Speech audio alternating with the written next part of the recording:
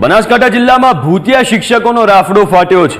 3 વર્ષમાં 33 શિક્ષકોને બરતરફ કરાયા છે। હાલ જિલ્લામાં 6 ભૂતિયા શિક્ષકો સામે કાર્યવાહી ચાલુ છે। બિન અધિકૃત અને વિદેશ ગયેલા સામે કાર્યવાહી થઈ છે। ડીઈઓએ કહ્યું છે કે અમે આવા શિક્ષકો સામે કાર્યવાહી કરીએ છીએ। રાજીનામા માટે શિક્ષકની હાજરીની જરૂર પડે છે। આ નિવેદન ડીઈઓ સાહેબે આપ્યું છે। સાથે જ એમણે કહ્યું કે વિદેશ ગયેલા હાજર થઈને રાજીનામું આપી શકતા નથી। તો આ નિવેદન ડીઈઓ તરફથી આવ્યું છે। બનાસકાંઠા ફક્ત એક જ જિલ્લો અને એ જિલ્લામાં અત્યાર સુધી કુલ 33 જેટલા જે ભૂતિયા શિક્ષકો છે। એનો મતલબ એમ થયો કે પગાર લે છે પણ ભણાવવા જતા નથી એવા 33 શિક્ષકો છે જેમની સામે કાર્યવાહી પણ થઈ છે। પણ કેટલાક શિક્ષકોનું રાજીનામું એટલે નથી લેવાયું કારણ કે તેઓ વિદેશમાં છે। ડીઈઓએ આ નિવેદન આપ્યું છે અને જો રાજીનામું લેવું હોય તો એમની જરૂર પડે। 3 વર્ષમાં 33 ભૂતિયા શિક્ષકોને બરતરફ તો કરી દેવામાં આવ્યા છે। એટલે તમે ઇમેજિન કરો કે એક જ જિલ્લાનો આંકડો છે। આવા તો ગુજરાતમાં આપણે કેટલા બધા જિલ્લાઓ છે તો એમાં આ આંકડો વધી શકે છે।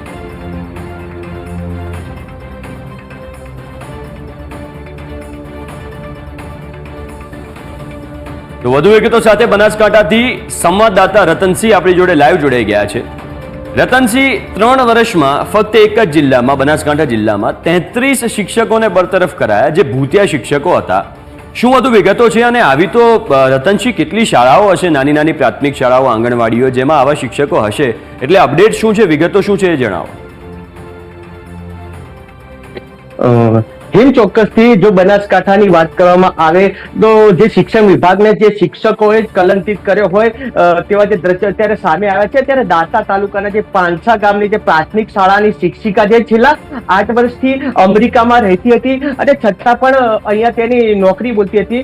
જો આ શિક્ષકોના વિવાદ બાદ હવે જિલ્લામાં એક બાદ એક શિક્ષકો પણ સામે આવી રહ્યા છે। ત્યારે આવા ગુલ્લીબાજ અને જે ભૂતિયા શિક્ષકો સામે કાર્યવાહી પણ થઈ રહી છે। ત્યારે શિક્ષક વિભાગે છેલ્લા 3 વર્ષમાં જે 33 જેટલા જે ભૂતિયા શિક્ષકોને બરતરફ કર્યા છે અને ચાલુ છે। એટલે કે શિક્ષકો સામે અત્યારે કાર્યવાહી ચાલુ છે। એટલે કહી શકાય કે શિક્ષક વિભાગની બેદરકારી અથવા તો લાલિયાવાડી કહી શકાય। જો કે ગુલ્લીબાજ શિક્ષકો આચાર્યથી માંડી અને તાલુકા પ્રાથમિક જિલ્લા શિક્ષણ અધિકારી સહિત અધિકારીઓની રહેમ નજર હેઠળ જ આજે આવા ભૂતિયા શિક્ષકો બને છે અને આવા ભૂતિયા શિક્ષકોને ચલાવી લેનાર જે આવા આચાર્યો અને અધિકારીઓને કારણે બાળકો શિક્ષણથી વંચિત રહે છે। આમ બનાસકાંઠાની છાપ અત્યારે તો પછાત જિલ્લા તરીકે છે અને આ પછાતપણમાં હવે તો શિક્ષકોની મહત્વની જે ભૂમિકા હોય તેવું લાગી રહ્યું છે।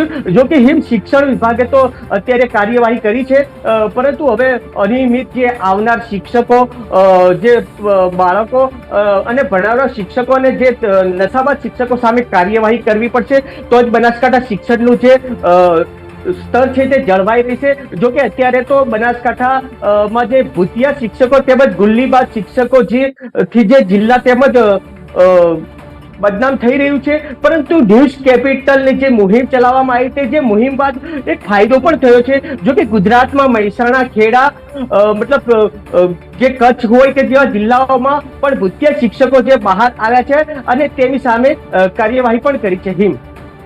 બિલકુલ। અને રતનસિંહ, ડીઓ સાહેબ તો એવું કહી રહ્યા છે કે જો રાજીનામું આલવું હોય તો વિદેશમાંથી શિક્ષકને અહીંયા બોલાવવા પડે। એટલે ક્યાંક ને ક્યાંક એવી બી ક્યાંક ઘટનાઓ હશે કે શિક્ષકોની જગ્યા ભરેલી હશે। જેમ કે પાંછાની તમે વાત કરી, ત્યાં એ બેન 8 વર્ષથી વિદેશમાં છે, હવે પાછા આવે તો જ રાજીનામું આપી શકે અને એના સિવાય એમની જગ્યા ભરાયેલી રહે।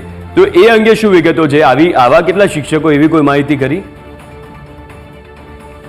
ચોક્કસપણે કહી શકાય કે અત્યારે જે ડીઓ પ્રમાણે જે ડીઓએ જે નિવેદન આપ્યું છે જેને લઈને અત્યારે 33 શિક્ષકો છે તેમના સામે જે બરતરફ કરવામાં આવે છે અને 6 શિક્ષકોને જે નોટિસો આપવામાં આવે છે। પરંતુ ક્યાંક ને ક્યાંક જિલ્લામાં કહી શકાય કે આવા જે ભૂતિયા અને ગુલ્લીબાજ શિક્ષકો છે તેમના લીધે જે બાળકો છે બાળકોનું ભવિષ્ય પણ બગડી રહ્યું છે। ક્યાંક ને ક્યાંક ડીઓ જાણતા પણ હશે, આચાર્યો હોય છે શાળાઓના ત્યાં પણ વારંવાર રજૂઆતો પણ કરતા હોય છે, છતાં પણ ડીઓ કહી રહ્યા છે કે અત્યારે તો જે રીતે નોટિસો આપવામાં આવી રહી છે અત્યારે લાગી રહ્યું છે એ પ્રમાણે કે ડીઓ પણ અત્યારે સમગ્ર જે આ શિક્ષકો સામે જાણતા હોય એવું લાગી રહ્યું છે।